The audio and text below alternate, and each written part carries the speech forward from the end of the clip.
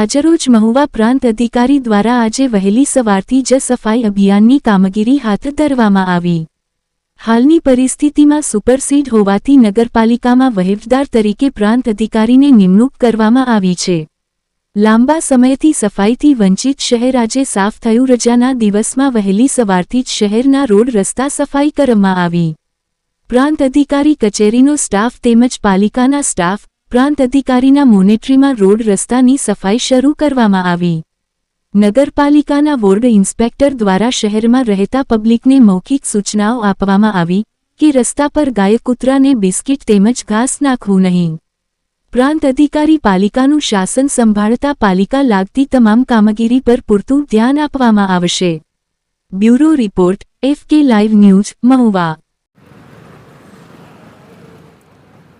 મારું નામ Pravinbhai R Khambhaliya, society zone 5, ward inspector.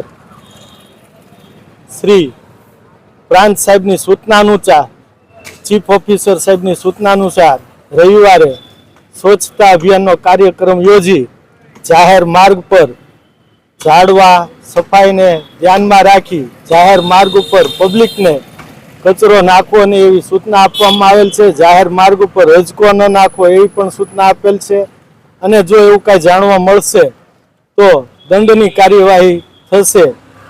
એટલે પબ્લિકને સાથ અને સહકાર આપવા નમ્ર વિનંતી।